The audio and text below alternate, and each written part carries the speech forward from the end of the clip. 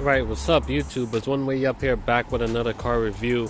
And in front of you I have another subcompact vehicle. This is the Ford Fiesta. So the Ford Fiesta subcompact vehicle competes with the Kia Rio, Nissan Versa, Hyundai Accent, and this is the hatchback version of the Ford Fiesta. This car also has a sedan version, which you don't get that little hatch in the back. So you have two different configurations you can go with this vehicle. Now this car does offer a ST trim. So the ST trim is similar to what you get in like the Ford Edge. So it gives you a little bit more power, but as you can see on this trim right I have in front of you, this is the SE model.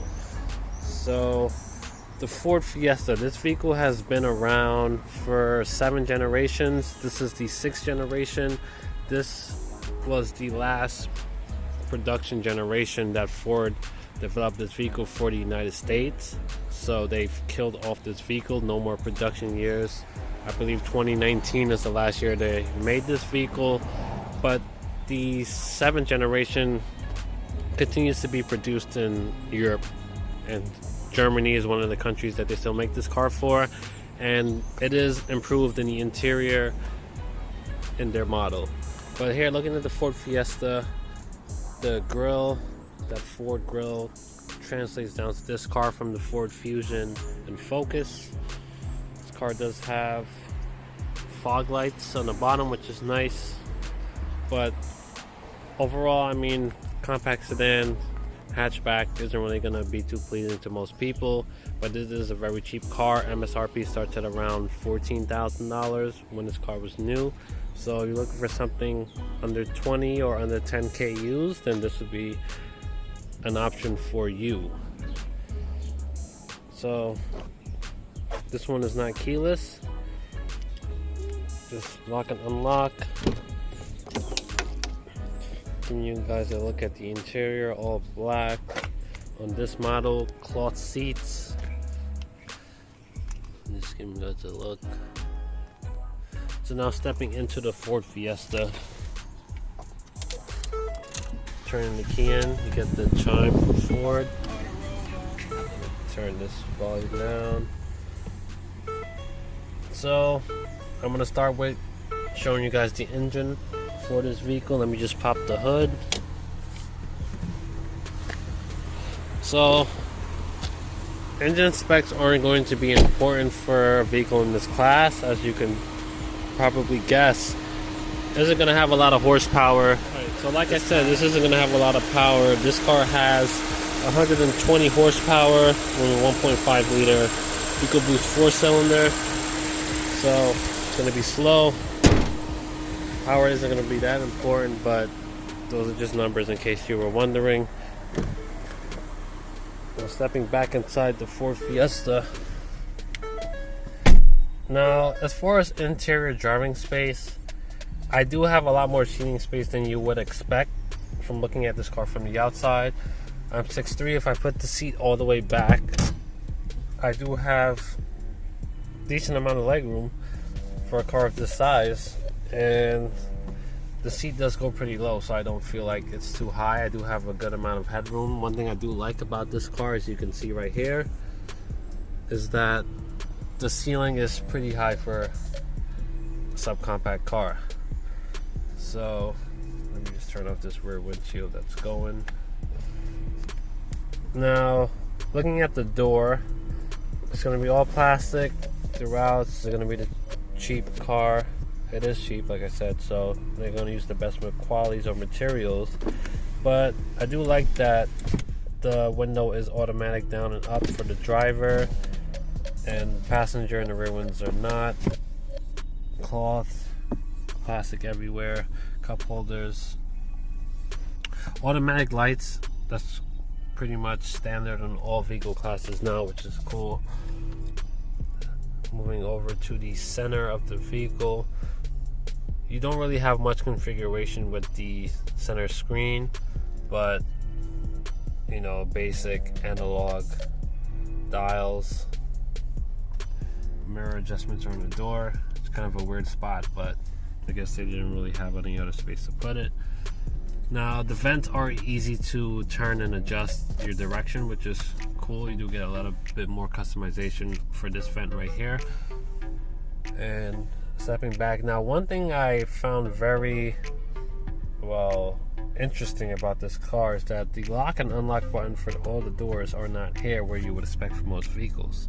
So all you have is your windows and this button to stop the controls for other doors, but your lock and unlock button is right here in the center, so it is weird, and sometimes you have to press it twice to lock and unlock the doors, which can be annoying. I really would have preferred if they just put that button right here, which would be easier and simpler.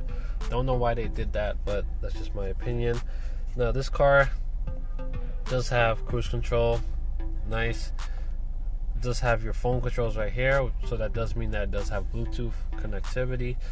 Moving over to the dash or the infotainment screen, this is Ford Sync, so you're not going to have as many options as your bigger sedans like the Fusion or even the Escape for the SUVs, but you do have your phone, audio controls. Not really that many apps to choose from, but you know, you have Bluetooth settings, sound settings, so basically just what you need to have in a basic infotainment system with no problems. So you do have rear wipers, which is a cool thing to have in a hatchback.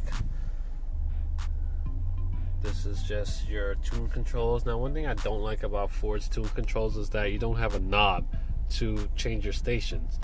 So for instance, let's say I want to go to a different station, I have to press this tune button to manually go up and down, or there's a seek button which you can go to your presets. But this is just a volume button, hazard lights. Now this car does have a CD player. People aren't really using CDs anymore, so they probably should have not put that there and put other things, but this is the 6th generation and they stopped production of it, so I guess that's why they didn't update it. So moving down to the climate controls, we do have fan speed right here, and if you want to turn it off, you can't turn the fan all the way off, it's always on the setting. The way to turn off the air is to put it on this little zero knob right there, which is interesting. Get a little bit of storage down here, manual parking brake, 12-volt power outlet, and this car doesn't really have a large armrest, but as far as storage space, it goes down pretty deep in there, so you do get a decent amount for a car of this size, I will say that, and 2 USB ports right there, which is cool. So yeah, I mean, with the Ford Fiesta, not the most comfortable car to drive, of course. I have picked people up in this car before and put people in the back seat. You don't really get much space in there. If you're under, I would say 5'11", you may be okay in the back for a short while, but other than that, you definitely don't want to put adults in the back seat of this car. So I'm going to start with a little drive of this vehicle to show you what it's like behind the wheel and my opinions of it. So driving this car is not the best experience, and I'm not saying because of the size of this car, but I feel like one of the main reasons I don't like driving this vehicle is the way the transmission and the turbo and the engine works. So I feel like this car has so little power and it has a turbo 4 with barely any power, there's so much turbo lag when you accelerate. So what I mean is when I put my foot down, it takes like a half a second for the RPM meters to jump up, and the car feels very jerky at different speeds, especially at low speeds when you're driving around town and braking and stopping. It just feels terrible. Now the steering, I feel like the steering is a little bit too stiff for my liking. I also don't like the way the steering wheel feels.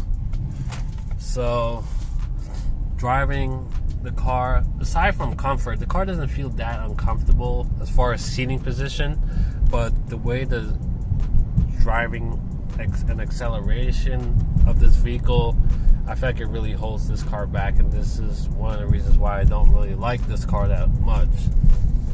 But other people may not really be having a problem with that, but that's just my opinion and how I feel about this car. Okay, so back from driving, I'm going to show you guys the trunk a little bit. I do like that they do have a button, but it's not opening, so that means I have to walk back inside,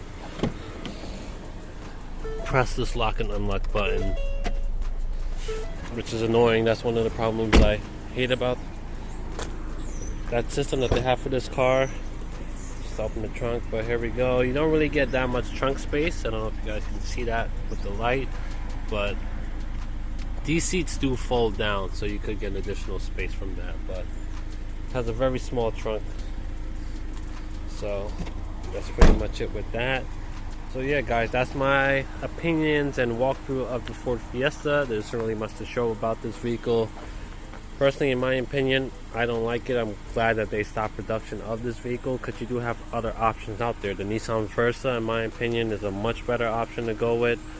But if you are interested in purchasing this vehicle, I hope this video has helped you to make a better decision.